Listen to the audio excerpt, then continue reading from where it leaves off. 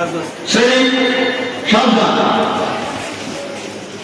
শ্রেণী বিশ্রাম, শ্রেণী সাবধান।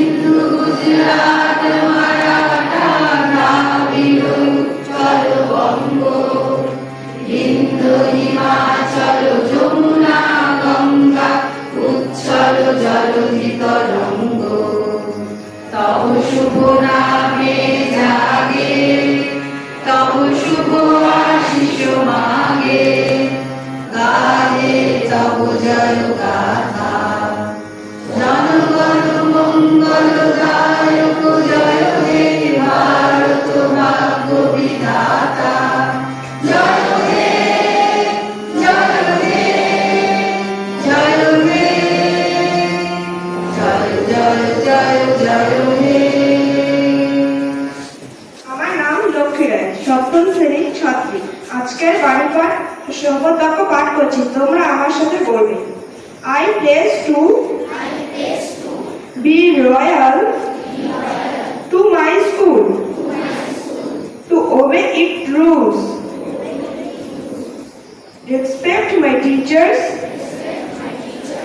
and uphold its honor. I will study with dedication, help my classmates, and work for the glory of my school and country.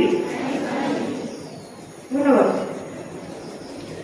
আমি জয়শ্রী দাস সপ্তম শ্রেণীর ছাত্রী। আজকের বাড়ি পাঠ করছি। তোমরা সবাই আমার সাথে বলবে, আমরা বড় কাজ করতে পারি না, তবে ছোট কাজগুলো বড় ভালোবাসার সাথে করতে পারি।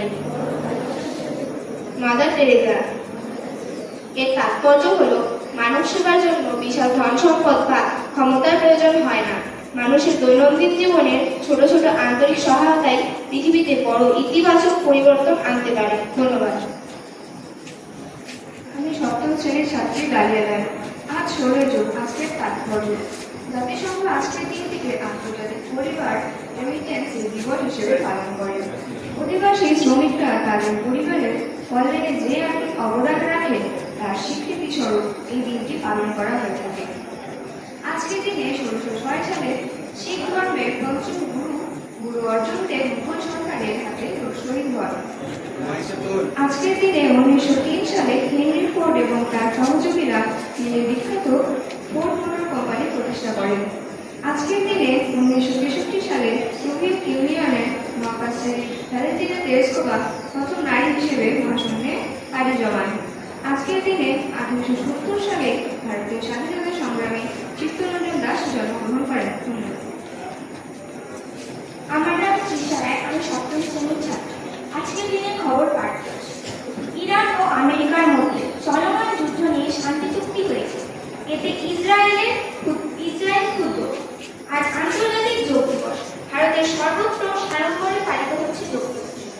G7 সম্মেলনে প্রধানমন্ত্রী নরেন্দ্র মোদী পাশ্চাত্যের সাথে সম্পর্কের নতুন সমীকরণে ইঙ্গিত দিয়েছেন।